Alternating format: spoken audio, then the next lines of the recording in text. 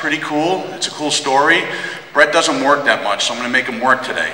So we're going to give it to him real good. So I need a lot of you guys' help. We're going to ask questions about the show. We're going to ask how we got the show. We're going to talk about Redneck, Agnes, Heather. Any questions that you guys have, we're going to talk about. Now, I've been doing aquariums my whole life. I started when I was about 7 years old, and I used to go down in my basement, and I used to have all these critters down there, and I used to play around with them. I used to get in trouble and stuff. I wasn't allowed down there yet, but I learned a lot about them. My parents got divorced, and my stepfather was very heavy into aquariums. He kept me off the street, and I used to go out and service them. Within about a few years, we had 200 accounts service them. He was the first commercial service in New York City. That's how I really started. I moved to Las Vegas, and I got stuck with Brett, Irwin, the general, and my wife. So, I get punished all the time. He thinks it's a gift. I always say it's like getting a car with a flat tire. He says it's like getting a car with a rag top. So it's pretty interesting. He'll be here in a minute. And we've been doing the show now for almost 5 years. And we want to sign again. So what's coming up is September 19th is our reveal.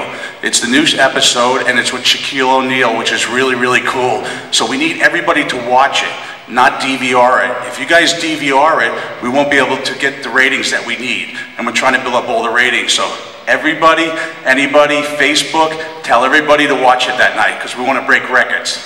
So the story starts when, let me fix my seat here. It started, I've been building aquariums. I started in Las Vegas, and the general came to me, and he wanted an aquarium. That's how I met my wife, Heather, and that's how I got stuck with Brett. So we started a company, and I don't think I really saw Brett for the first 5 years. He was very lazy, was into football, going out, having fun, and I was building aquariums. But he used to come in the middle of the night and bother me while I was working. He would show off to everybody, hey, look at my business. So I'd be looking at him, and we used to argue, and people thought it was funny, so they said we should get on TV.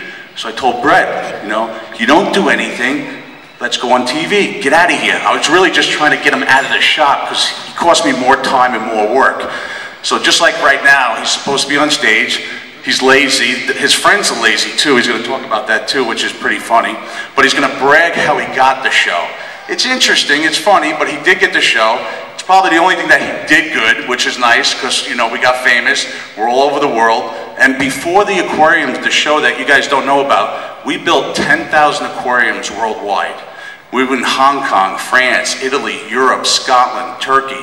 And from that, we just grew, and we did hundreds of celebrities. Everybody wanted an ATM custom tank. What made us better than everybody else is we thermoformed, we bent and bond acrylic. We were capable of making any shape, any size to fit in someone's house. People said, I want to have an aquarium fit in that corner. All the pet stores would call us, we'd manufacture it and melt the acrylic to bend it to fit in that corner. Then we started doing the steel stands, the pumps, the filters, the coral inserts. We're the only manufacturer in the world that builds A through Z in aquariums. So if you guys need a certain shape or a certain size, we can build it. Now, we're not that expensive. People think we're expensive because of the TV show.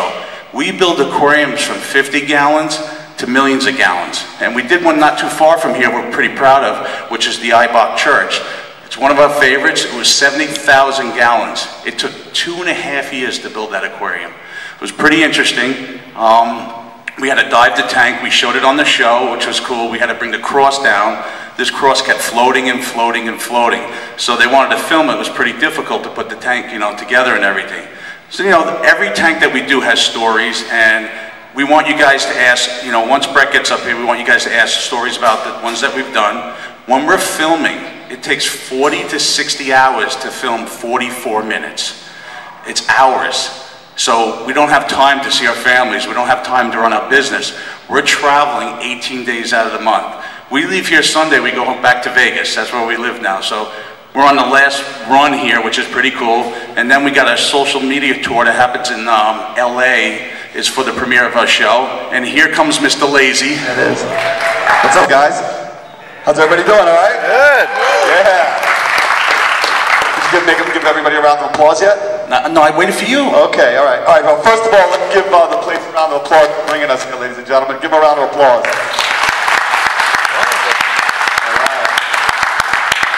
And then one more round of applause for you guys for making us one of the #1 shows on Animal Planet. Thank you.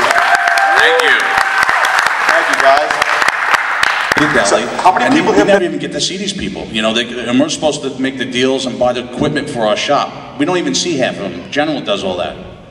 That is totally true. So, a long time ago, we used to have an office in ATM, and the office used to be half the size of this stage. And people used to come to our building all the time and be like, man, you guys are so funny, you guys should be on television. And they wouldn't do it once, they wouldn't do it twice, they would do it all the time. They would come all the time and they'd be like, man, you guys build amazing stuff, you guys should be on TV. So I used to watch, how many professional TV watchers? How many professional TV watchers do we have? Come on, don't lie. Exactly. Lazy people, lazy. See, these are my people just right like now. him. That's right. So I'm a professional TV watcher, and I used to watch Orange County Choppers all the time. Any Orange County Chopper fans? Okay, so what those guys did, not only those guys, you know, changed the way we looked at motorcycles, those guys also changed the way that we looked at television, because they were one of the first reality shows that enabled you to look at TV and be like, man, you know, those guys are just regular guys. If they could be famous, you know, we could be famous as well. And you didn't have to, like, you know, go to Hollywood and sleep in the streets, or you didn't have to go anywhere. You could just have your own regular business and you could become famous. So that means that if I was able to become famous, that means any of you guys can do it, okay? So trust me, there's still hope. But no, seriously, I used to watch TV all the time, and I'd come into the office and I'd be like, Wayde, did you see that episode of Orange County Choppers last night? I'd be like, dude, they turned that, you know, that motorcycle into a rocket ship. That was amazing. I go, dude, we could turn aquariums into rocket ships. And he's looking at me like I had 3 heads. He's like, dude, shut up. Well, the problem was, it's 3 o'clock in the afternoon. I'm in the back under a fish tank plumbing it. He just strolls in to talk about TV. So we would argue. Anything I would say just to get him out of my hair. He was pissed that I wasn't there, and I was pissed that he didn't catch last night's episode. You know, but no, seriously. So we would argue back and forth, and I would be like, dude, you don't understand. We could be on television. Well, my dad, you know, my dad's the kind of guy that if he has something to say to you, he says it to Wayde, and then he has Wayde yell at me. So my dad never comes to me, you know, I take my kids, if I have a problem with them, I go, Caleb, Bryce, there's no reason why you're supposed to be lying, now go to your room. My dad, you know, I'm a little older now, he can't send me to my room, but he goes to Wayde, and he's like, where's my son? He's not here today. So you guys got to understand this. I'm working 15 hours. I even slept there the night before. The father would come in and yell at me because he's not working. Call your son. He's your partner. So my dad has a really bad way of communicating. He doesn't really know how to communicate like directly with somebody. So if he wants to talk to you or tell you something, he does it through another person, through a third-party communication. So ultimately what happened was my dad used to talk, you know, me as a parent, I tell my kids, I'm so proud of you, you know, you did great baseball today. My dad goes to my friends and says, I really don't understand why my son is concentrating on this reality show. It's stupid.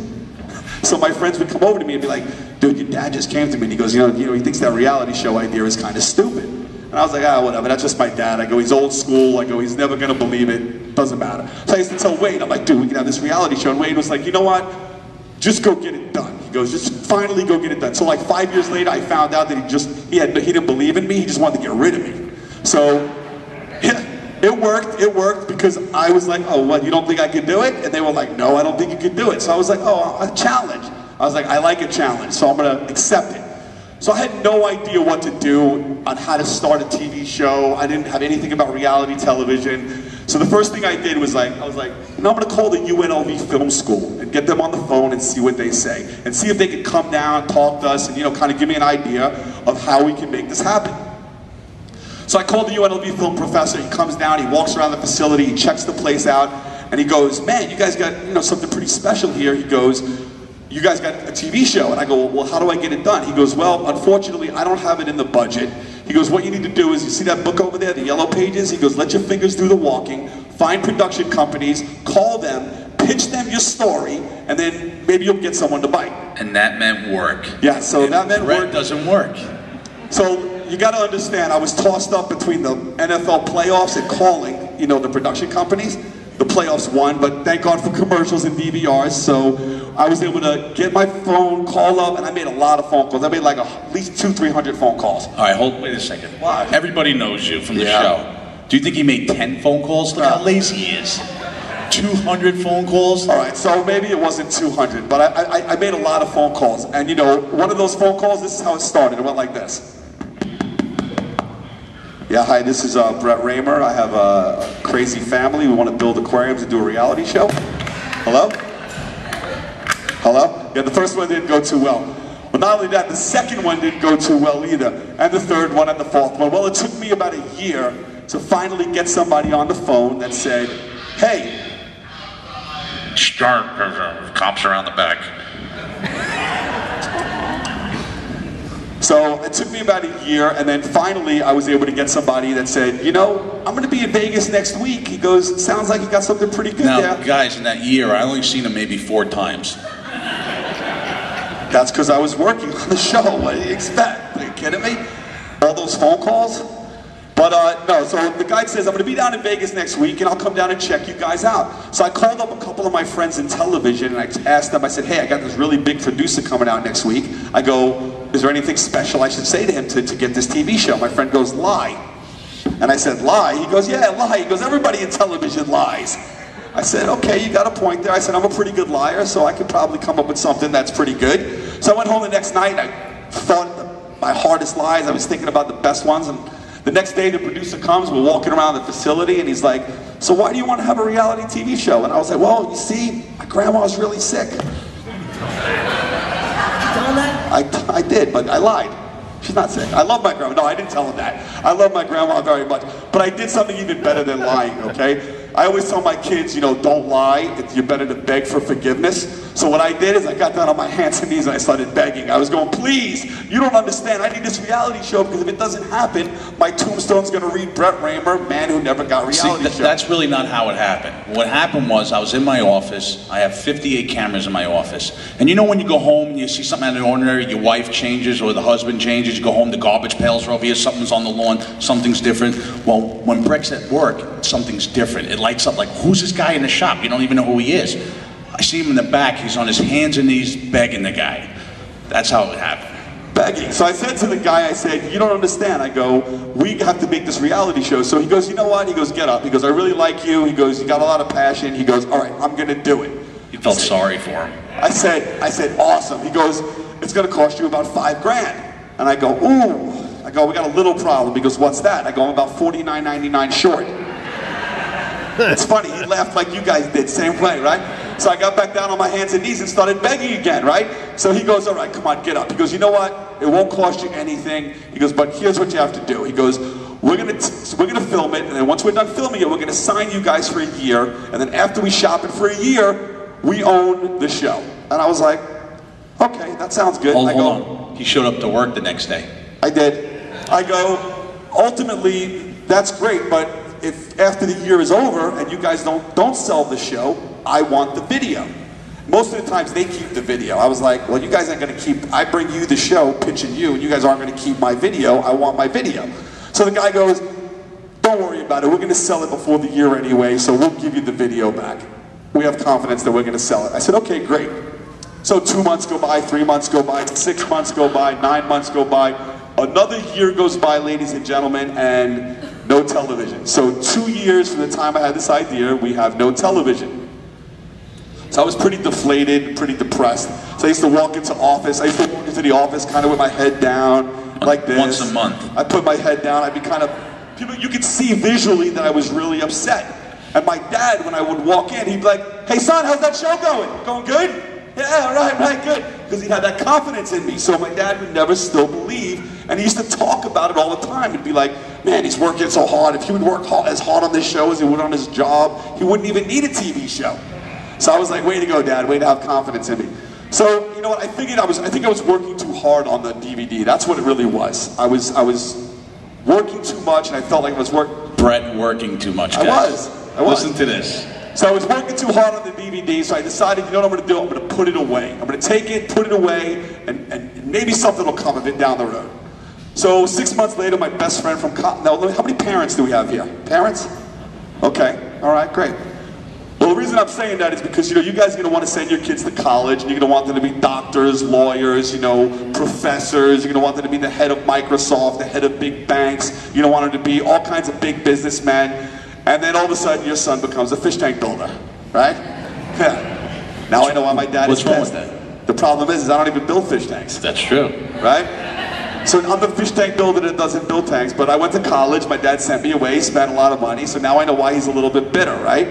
But I always told my dad, I'm like, Dad, college is not about what you learn. He's like, excuse me? I said, look, if you're a lawyer, yes. If you're a doctor, yes. But if you want to be something else, college doesn't really matter. What college is about, it's about connections. It's about who you meet in college. And the reason I say that is because you never know if your roommate or your best friend in college is going to be the head of Microsoft, the head of the next bank, the president of the United States. I mean, your roommate in college or your guys that you hang out with, those can be the guys that could control America. And then you can ask them for a job. Exactly. This is what I deal with, guys, just so you all know. On an everyday basis. But the reason I'm telling you that is because I kept in touch with a lot of my friends in college. What does your friend do now? My friend Joel? Yeah. He sells extension cords. Okay.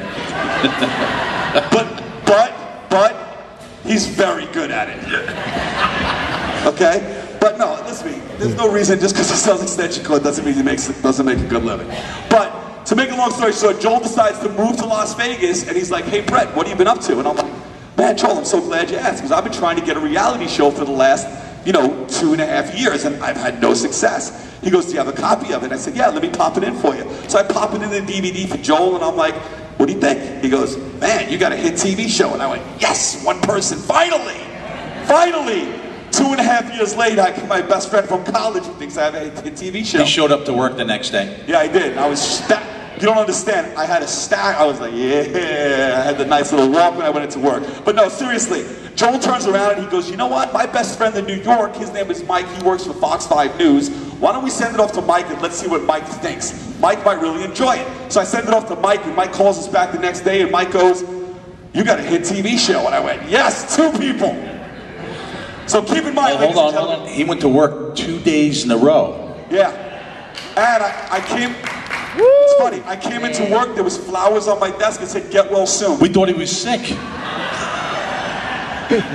My family, God, do I love them. But no, seriously, I made me lose my train of thought, So, Joel, yeah, Mike, we send it off to Mike, and Mike turns around and goes, you got a hit TV show. And I went, yes, 2 people.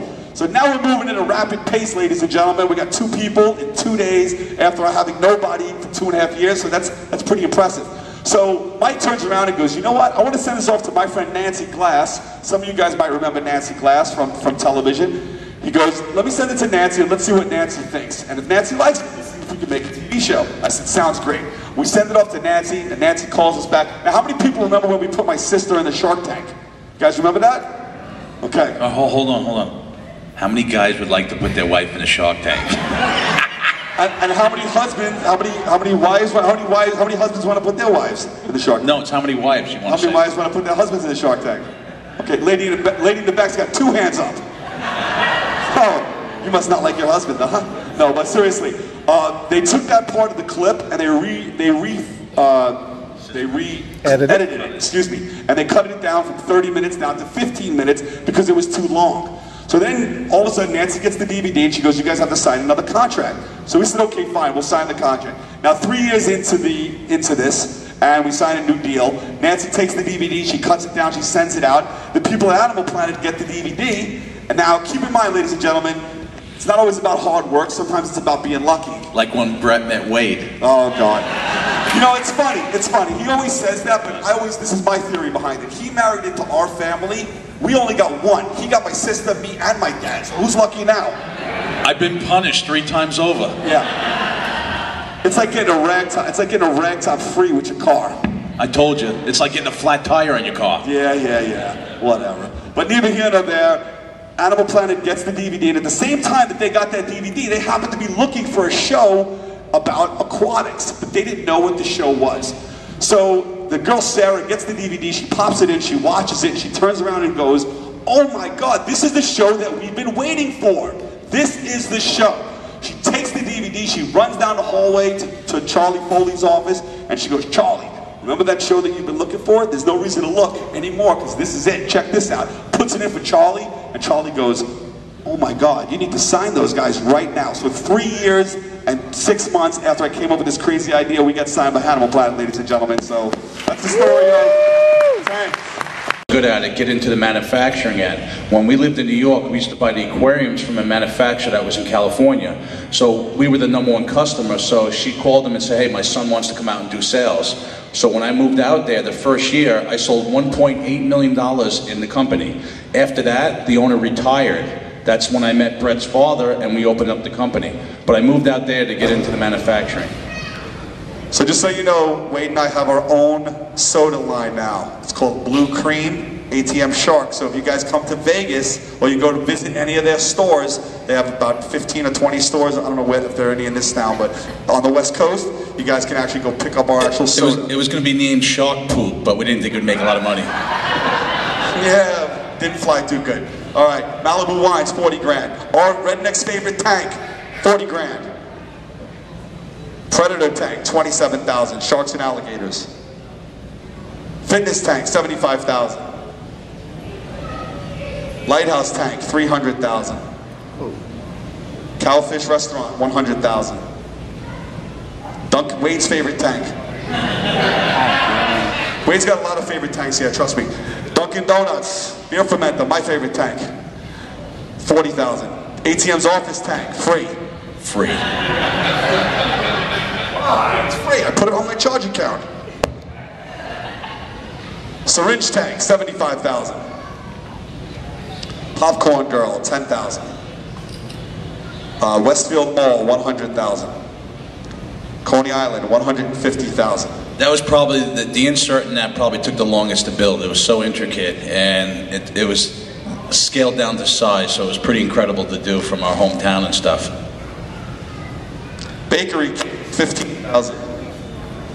Underwater forest, live planet tank, 25,000.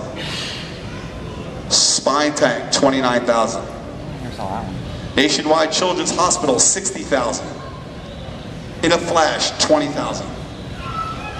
Bellaterra, 50,000. Don Joy, Iceman, 30,000. Coffin tank, 15,000. Camp Ojai, 35,000. Drum set tank, 27,000. Live reef tank, 45,000. Vending machine, 25,000. Noah's Ark, Betty White, 30,000. Betty White, the oldest woman in TV alive today. Snow globe tank, 45,000. ATM South Florida slot machine tank, 15,000. Toyota Highlander, $250,000. Now that tank right there, just hold on one second, that tank right there was we built that for Toyota, and I'm sure you guys, some of you guys have seen the episode, but just so you know a little bit of inside info on that is Toyota had 12 people build their trucks for the show. Jesse James, the people from Monster, they had all famous people build